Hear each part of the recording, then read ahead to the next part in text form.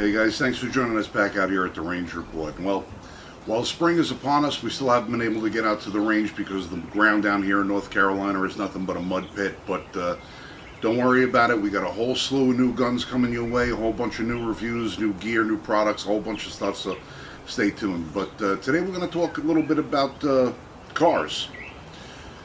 I figure, while it was springtime and I'm over here in the workshop, I was going to do a little bit of maintenance on my trusty 31-year-old pickup truck. And I was seeing she's a little bit long in the tooth and, doing a little upgrade here and there. So I started looking at the internet and seeing about what was available. And, being a car guy, you tend to look at everything that's available, not just trucks. So I heard a car rumble through my neighborhood the other night, and I was really intrigued by it.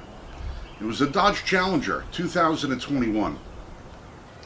And that's this car right here.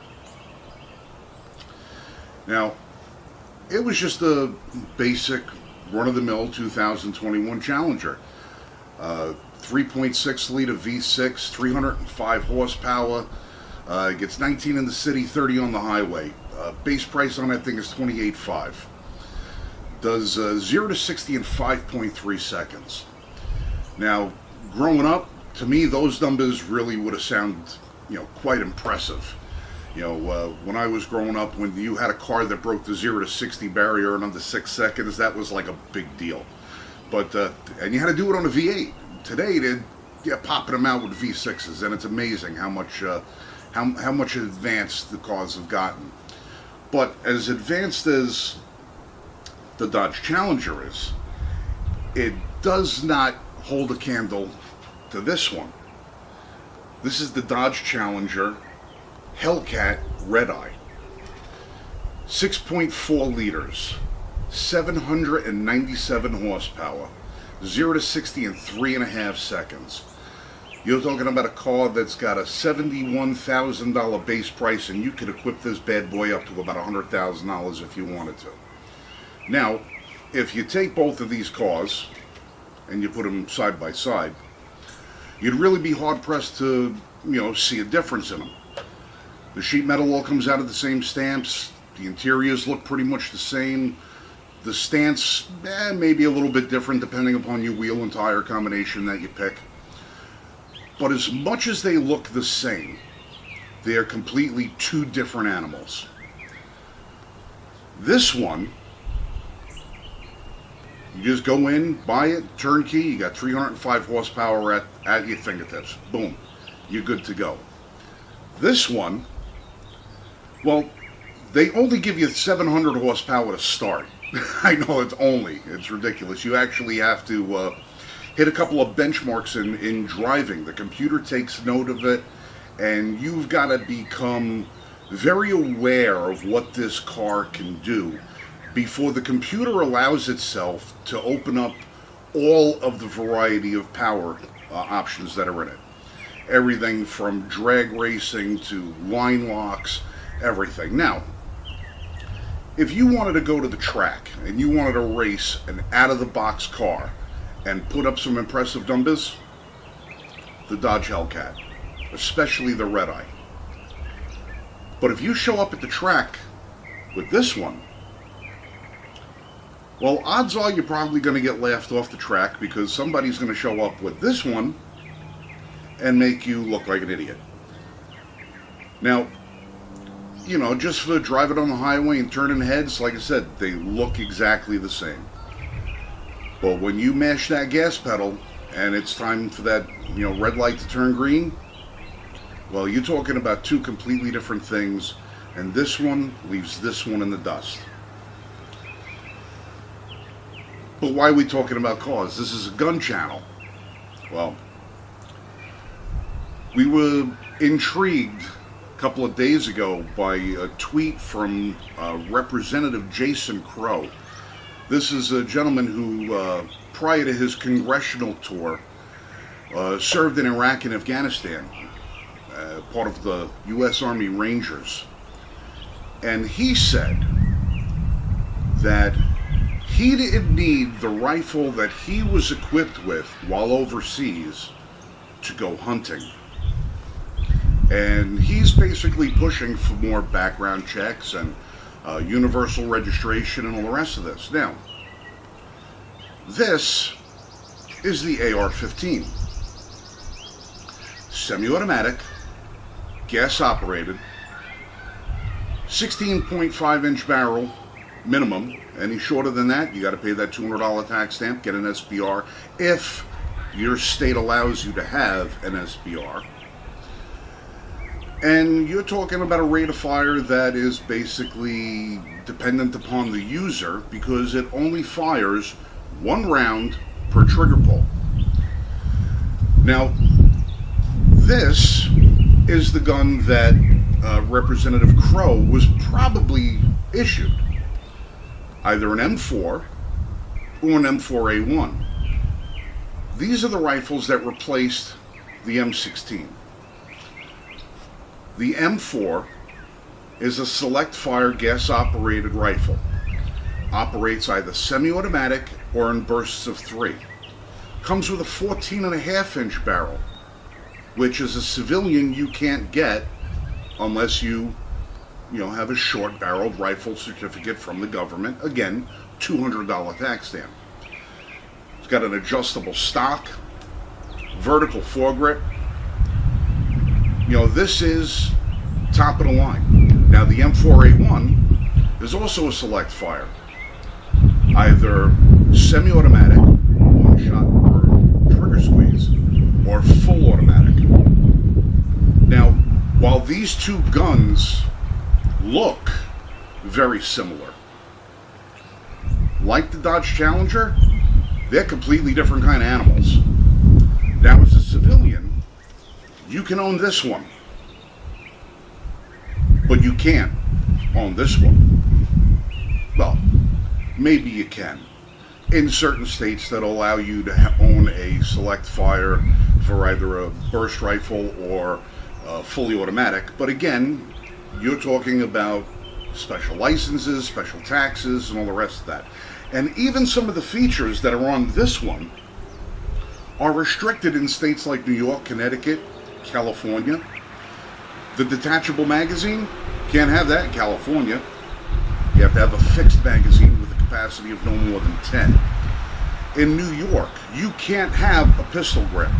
You either have to have one of these ridiculous looking rifle stocks, or you have to have this little nubby grip that you actually saw on this channel when we installed a Elfman trigger package on our AR-15.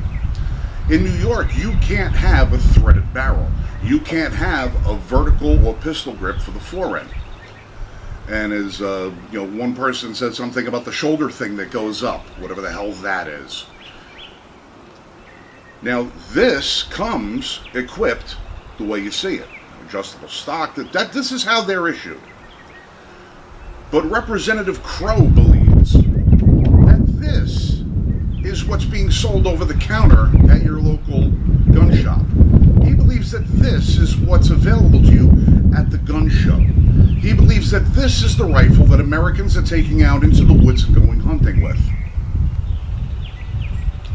That would be this one.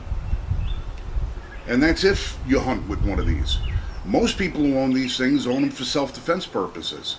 Own them for sporting competitions. Maybe they hunt with them. I don't know. It's up to the user. There are millions of them, and it's the most popular rifle in America.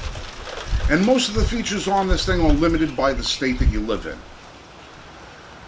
But while they try to tell you that this is equal to this, you have to go and remember that they're not. Just because things look the same, don't mean they are the same. Do not let our representatives take away our rights, our collective rights as American citizens, because they fear this, so they won't let us have that. Me? I want this. I want you to have this. I want all of us to have this, or at least the option to have this. We've already been infringed upon by having to settle for this. How much more infringing are we going to take? There's got to be a line that we draw someplace. Now, is it education? Is it us standing up? Is us, actually getting out and voting more? The solution is everything. We've got to become more proactive as a Second Amendment community to stand up and defend our rights. Because it's not going to be very long before Sleepy Joe decides that he's going to start writing executive orders. I mean, let's face it, they've already banned the bump stock. Their next thing is to go after the ghost guns. Well, how much more infringing are we going to take? Now, for you guys out there that you love your walnut stock and all the rest of the stuff, they're coming after your stuff too. Make no mind about it. If you read HR 127 and what was involved with that, remember that shotgun that Sleepy Joe said, just go buy a shotgun and let off a couple of shots off the back porch and that'll scare everybody away. Well, shotguns are on that list too as becoming prohibited weapons. Registered, licensed, and they're also coming after all the ammunition. It's bad enough we can't find any as it is right now, but they're coming after that too. Let's stop letting them get away with the lies. Find somebody who doesn't like guns and bring them to the range and educate them. Find somebody who's got a problem with guns or they demand gun control and bring them to this channel or one of the hundreds of other gun channels on YouTube where people speak the truth about firearms and educate them a little bit. Give them a little bit of an education in what it means not only to be a gun owner, but to be an American. And to remember the one thing that most of them seem to forget. When they support banning this because it looks like this, or this because it looks like that, they're not only looking to take away your rights and mine, but they're also going to voluntarily give up their own rights. Because the day will come when they may feel that they might want to go buy this, because it looks like this, and neither one of them are going to be found. Now, I don't have a crystal ball, but I'm always of the mind where I'd rather have it, not need it, than need it, not have it. Well, when they ban this because it looks like this, the only people who are going to have these are the people that don't want to have them. And a bunch of us patriots who aren't going to give them up. So, for the gun grabbers out there, just remember, if you're looking to take our rights, you're volunteering your own. Unless you know what tomorrow brings, don't be so quick to give up something that you'll never get back.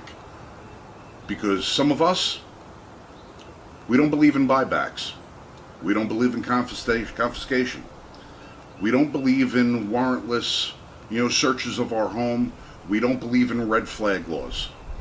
We believe that as American citizens, we have the right to defend our home, our families, our lives, our communities, and our country. I don't know what part of that you don't believe in. But if you have a problem with any of that, because of what bad people do,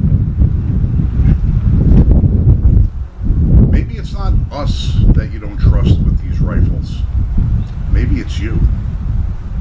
Well, in any event, next video we're going to be at the range checking out a couple of new toys, and who knows, you might see me driving one of this. I doubt I'll be driving one of those. I can't afford either one, but we'll see what happens. In any event, you guys be safe, shoot straight.